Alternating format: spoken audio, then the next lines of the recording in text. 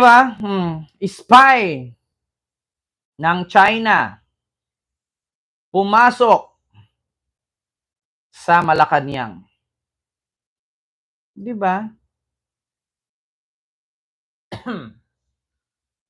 Nakakaalaman po talaga yung balita na yan. Ah. At magpagpuprosigihin pa po natin at paiigtingin po natin ang ating pwersa para pumasok po. Kinumpirma ng Bureau of Immigration na totoong bumabiyahe noon sa Pilipinas ang self-confessed Chinese spy na si Xi Zhejiang. Sa investigasyon ng DI, lumalabas na napagkalooban pa si Xi ng visa para makapagtrabaho dito sa Pilipinas. Exclusive, nagpapatrol. Diba? Nagpanggap daw na turista ang pinaghihinilaang Chinese spy sa Palawan. Ah. Nahuli rin sa magkakahiwalay na operasyon ang umano'y iba pang espiya ng China. Magbabalita si Elaine Fulgencio. May nag-comment, ano ang kinakatakutan nila sa ICC? Para kay Digong, hindi naman siya matatakot kasi malapit na siyang mamatay. Ang problema lang, ang kinakatakot ni Digong dyan, kumadamay ang mga anak niya. Bakit? Kapag naaresto sila ng ICC, dadalhin sila sa Netherlands, doon sila, actually, not Netherlands. Dadalhin sila sa lugar kung saan nakabase ang ICC. Paano ang mga apo niya? Hindi natatakot ang mga Duterte sa ICC. Ang problema, kasi si Digong malapit nang mamatay. Ang problema dyan, kumadamay ang mga anak ni Digong. Si Sara, si Basti, si Pulong, 3 anak niya. Lahat sila dadamputin. Kasali pa si Bato, si Bongo, at yung dating general, PNP chief. Pag yan dinala lahat, goodbye. Daig pa nila ang nag-exile. Di ba?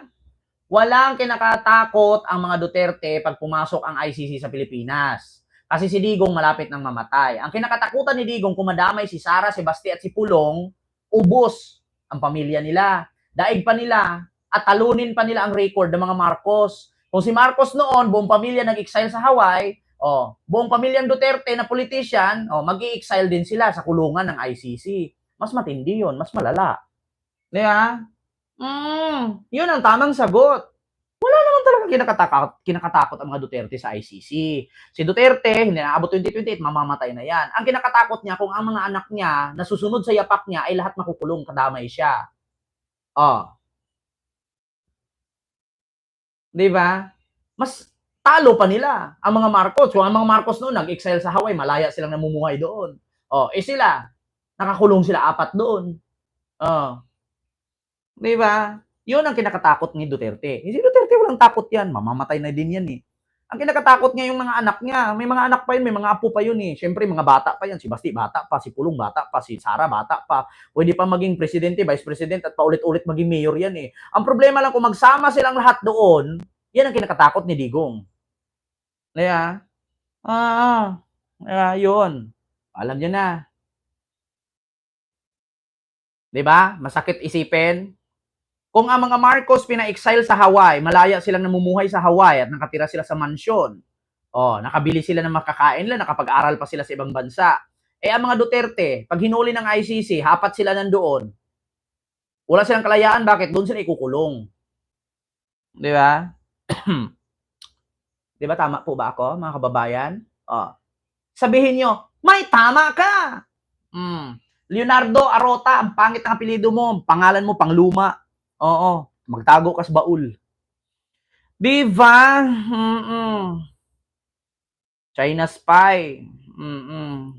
Sa Malacanang. Naku po. Hanapin nga muna natin to.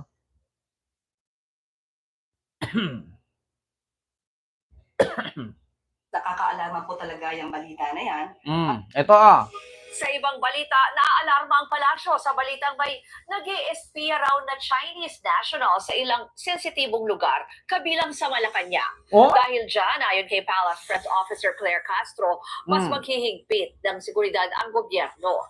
Nito lang ay naaresto ang 2 Chinese na nag-i-espiya umano sa mga lugar tulad ng police at military bases at sa Malacanang. Diba? Narinig nyo? Ang spy ng China, pumasok sa Malacanang. Bakit ba ang bilis nila makapasok sa Malacanang? Maraming ahas sa Malacanang. Actually, ito correct me if I'm wrong sa mga nag-work sa government. Totoo po ba na kapag regular ka na sa trabaho, kahit hindi ka pabor kay BBM or kay Sara, hindi ka pwede tanggalin, pero pwede ka ilipat.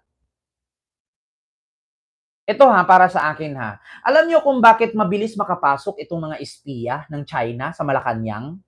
Alam niyo kung bakit nakakapasok sila doon? Bakit? May mga connection sila doon na magtatrabaho sa Malacanang na dating mga trabahante ni Duterte. Ganun lang yun. Hindi naman yan sila makakapasok kung wala silang connection doon sa loob. Maliban na lang kung merong trabahante doon na ayaw kay BBM at dating trabahante ni Digong. Ganun lang naman yun Totoo ba yun? Sabi ni Edita Sapdin, Idol, anong balita na sa kaso ni Tevez? Tila naabutan na yata ng iba't ibang issue. Sabi ni Ma'am Edita, hayaan mo Ma'am Edita, nakulong naman siya dun Hinuli naman siya ng Interpol. Yun ang mangyari kay Digong. Sa nangyari kay Tevez. Pag inaresto si Digong, pupunta ang Interpol. Ganon din mangyari. Ganon din ang mangyari. Huhulihin din siya ng Interpol, kukulong din siya. Di ba? Pero bakit nga ba nakapasok ang mga Chinese national na spy ng China sa Malacanang?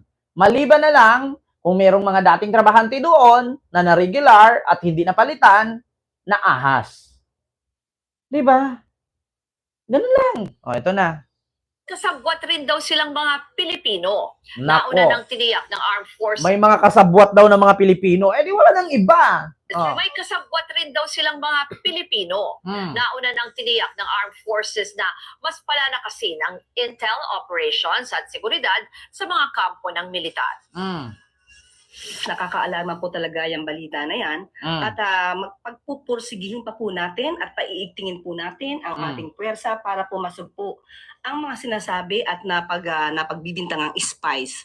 At kailangan po talaga na mas maigting ang pagsisiguridad or Actually, oo. Mabilis sabihin ang linisin ng administrasyon. Mabilis sabihin yan, oo, linisin ng administrasyon.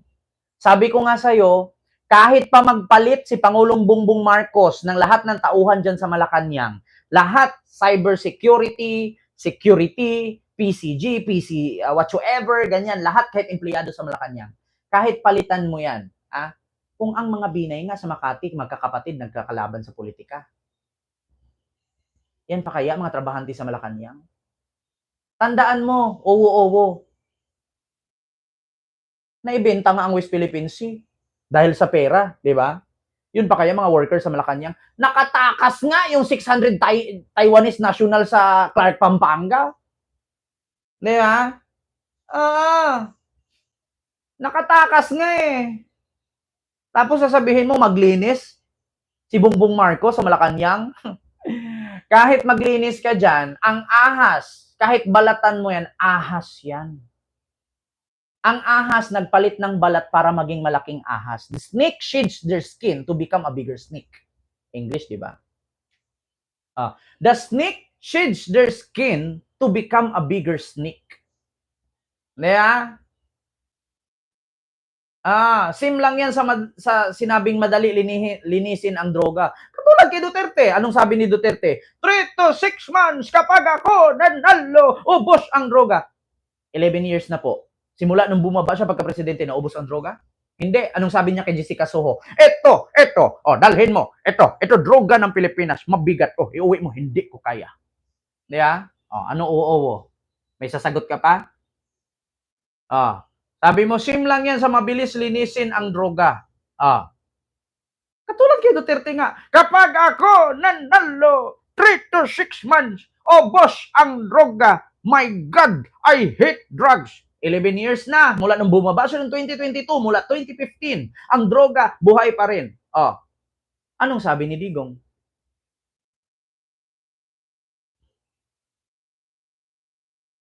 My God. Oo, wag ka na makipaglaban sa akin, oo. Hindi ka pa ba nagtanda sa akin? 3 years ka nang nanonood sa akin, nagbablog, hindi ka pa ba nasanay? So, same lang din si Duterte at si Marcos. Buti pa mag-isko kayo. Oo. Hindi mo pwedeng sabihin pareho si Duterte at si Marcos. Si Duterte kriminal, si Marcos walang pinatay. Ganun yun. Kung sabihin mo naman na si Isko, edi hamunin mo si Isko tumakbong presidente muli. Ganun lang. Lahat tayo, maskin ako, pwede ako tumakbong presidente kung kaya ko at may degree ako. Pwede kong tumakbong presidente. Ang problema lang, kahit si Isko ulit-ulit tumakbo, kung hindi siya mananalo, wala siya magawa. Mahirap kasi ang pagtakbo ng presidente, hindi yan pinag-iisipan isang araw, 2 araw, 3 araw lang. Tignan mo si Sara, tumakbong vice president, ano nangyari? Nagkalitsi-litsi. Ganun yan. Si Isko, kahit 10 beses yan tumatakbong presidente, kung ayaw siya iboto ng tao, hindi siya mananalo. Tanggapin natin ang katotohanan. Si Sara nga, sabi niya una, alam nyo, yung pagtakbo sa pagiging presidente, hindi yan pinag-iisipan isang araw, 2 araw, 1 buwan, 1 taon. Kasi mahirap magmaniho ng eroplano na ang pasahero mo Pilipino, tapos hindi ka naman piloto. So, anong nangyari sa kanya ngayon? Mahirap magmaniho ng eroplano, tapos pasahero mo Pilipino, mahirap talaga kasi hindi ka naman piloto. Ayun ang sabi ni Sara. So ano nangyari sa kanya ngayon bilang Vice President? Di ba nagkandalitsi-litsi? Edad ng ating palasyo at of course ng Pangulo. Ito, gusto mong